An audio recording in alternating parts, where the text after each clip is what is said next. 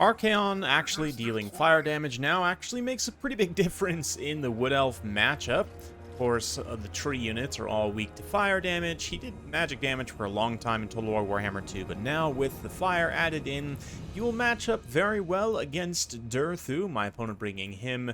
Let's take a look at the builds here. ARCHAON, of course, leading the way. In terms of his kit, I've got Spirit Leech, Searing Doom, Armor of Morcar, Fight or Die, and of course, Crown of Domination for that sweet terror. Manticore up in the sky. I've got the Thanos Gauntlet of Spawn here, Spawn of Tzeentch, Spawn of Nurgle, Spawn of Khorne, and of course, Spawn of Slaanesh, with 4 Marauders to act as meat shields for them. For the Wood Elves, Spellsinger, Lore of Life up in the air. We got DURTHU leading the way, a couple of Blade Singers for some elite killers. A few Eternal Guards as well, looks like 3 Eternal Guards. Let's get to the reserve armies. In reserve, I've got a single Tasteful Manticore, 3 Forsaken, Undivided, 2 Horse Masters, a single Chariot, 4 Horsemen with Javelins, 2 Poison Warhounds, and 2 regular Warhounds. For my opponent's Wood Elves, 1 Great Stag Knight, 2 War Dancers Azrai Spears, 2 Wildwood Rangers, 3 Treekin, and 2 Eternal Guards with shields. Now back to full battle, the Wood Elves making a very bold choice, not taking any ranged units, but at the same time I kind of don't totally hate it, even though I can't take Furies as Warriors of Chaos. So you actually could protect, you know, some Deepwood Scouts perhaps, especially like setting up right on this hill right here to rain down on the center objective. Still do have access to Manticores, other tools to try and get back at them. I'm going to drop a sweet new Spirit Leech as the Spellsinger maneuvers away. Gonna hard land with the Eagle right into the spears, so cancel the attack order with the Manticore and just fly off. It's pretty nice that you can do that now. Sometimes if your opponent's not paying attention, you can bait them down onto the ground and actually like snipe their flying units. Anyway, that being said, we've got some Wild Riders coming over here. We've got some Marauder Horsemen on my side, just to kind of screen with the Blade Singers taking up this position here. My opponent, his thinking here is that he doesn't want the Blade Singers to just get absolutely mulched by spawn, which definitely makes sense. But he's going to deploy them on this point with the Wild Riders to back them up, since he sees me heavy pushing on the center. And, you know, the Blade Singers are enough of a force that I can't just, like, send some junk Marauders over here to try and recap this, especially with the Wild Riders there, obviously. So I'm going to just set up some Horsemen and kind of concede this objective to my opponent and just have a nice line of Horsemen here to skirmish them. And if they try and make a push in either direction, you know, we can respond with force. At the same time, I'm also split pushing on the side over here with some Poison Warhounds, just to kind of occupy this space, kind of skirmish and harass with him as well if he chooses to deploy any units down there. My opponent now forced to make some decisions, so he's going to just send some additional reinforcements here to help protect the Blade Singers, while sending DURTHU and the Treekin down over on the far side. War Dancers coming in now with some Azrai Spears to help win that fight in case the spawn come to play. But that is going to give me the immediate 2 cap on the objectives, so we'll start getting some victory tickets right away. Quite a bit of positioning and posturing in the beginning of this one, rather than just straight out the gates engagements. But ARCHAON and the Manticore are going to unleash their fury and at least just, you know, give some menacing words to the Treekin here. Doing totally fine. Absolutely fine. Nothing wrong with that at all. In the meanwhile, more Marauder Horsemen. I think even Horse Masters? No, just all cheap horsemen at this point. Just trying to saturate as much numbers as possible. Throw some Javelins in here. The Eternal Guards do have shields, as do the Wild Riders. So the Wild Riders in particular, I think it's 55%. Yeah, very good shield for cavalry. 55% missile block chance. Definitely makes a huge difference for Wild Riders. It's one of the better shield upgrades in the game as far as cavalry goes. Cavalry typically don't get access to silver shields. But anyway, War Dancers be moving in. I've got this nice kind of hound surround here, some Chaos Warhounds. I could have taken some Warhounds of Khorne too if I had additional marks available, but I've spent them all on the 4 Chaos spawn. War Dancers here getting to combat with me without me responding immediately, but we're soon going to pull away there and just mass attack with all those Warhounds. We can outvalue those War Dancers significantly and dish out a lot of damage against them. And on the other side too, my opponent attacking with the Wild Riders and the Spellsinger gets into my Marauder Horsemen. Some of you aren't the biggest fan of this blue Chaos color scheme. This is Colex new sub-faction. Ignore the floating plants over there.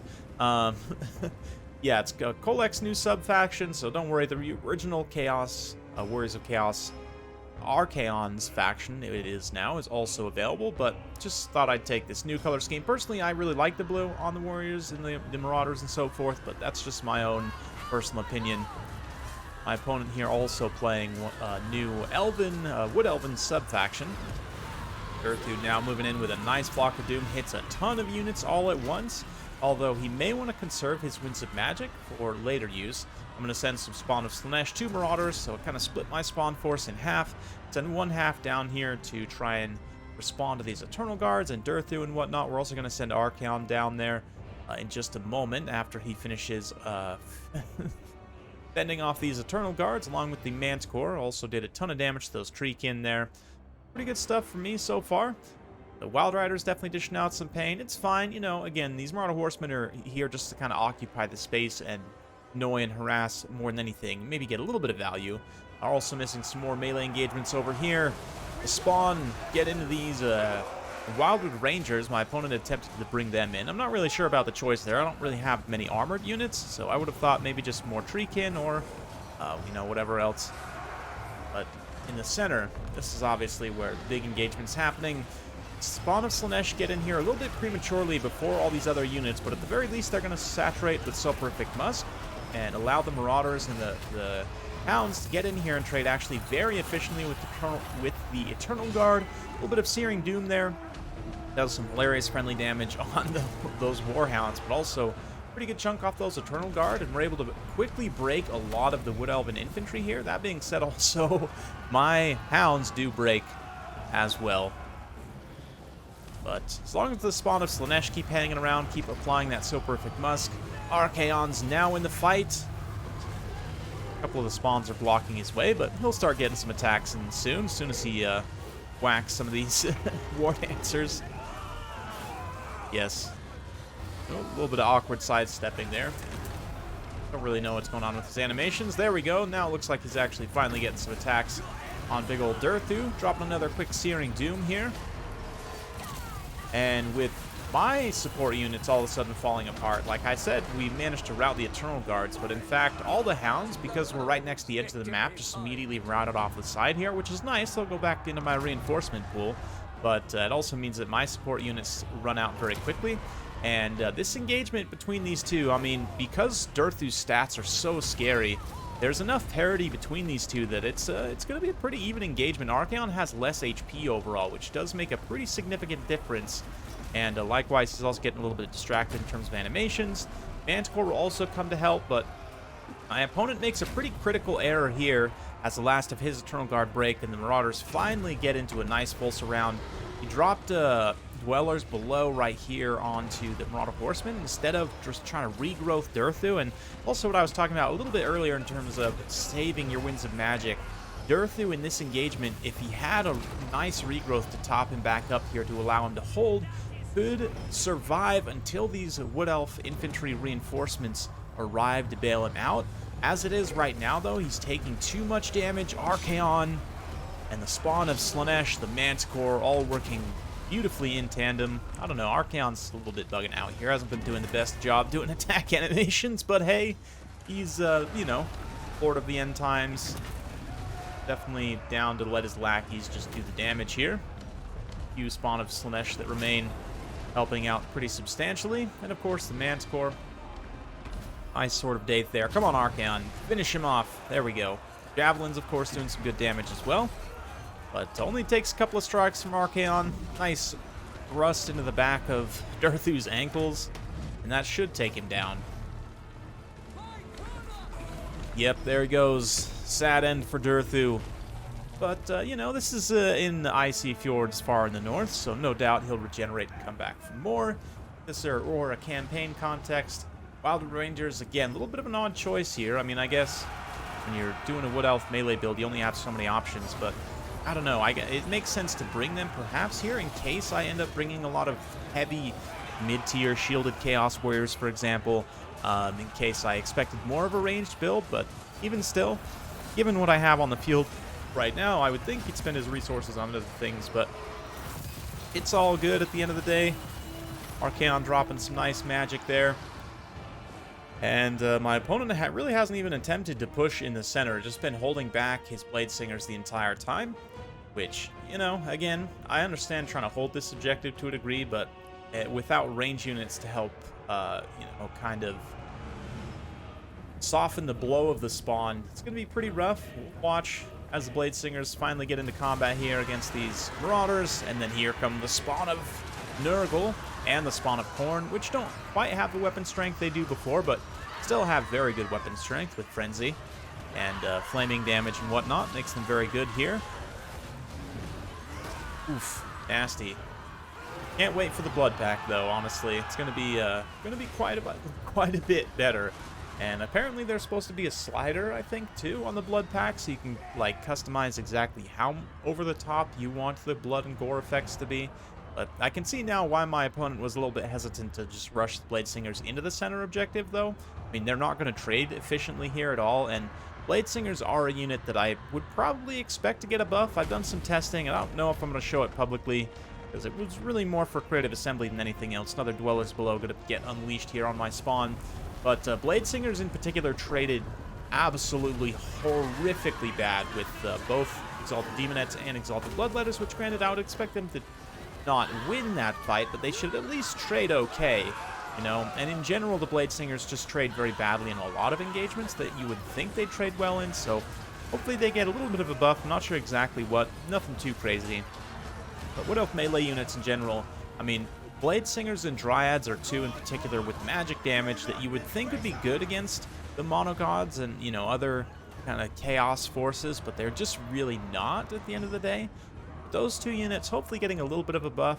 Wood Elves will maintain their staying power, because the issue with Wood Elves in Domination is just, I mean, besides Treekin, you don't really have, your infantry's not good at holding objectives. Like, they can get to objectives quickly, and against certain factions, they can attack and take the objectives, as long as they don't take too much missile fire or shock damage or, you know, all of the other things that can potentially wreck their low HP light armor situation, right? So just a weird one. Hopefully Wood Elves, like I said, hopefully they get some small buffs to some of their melee units.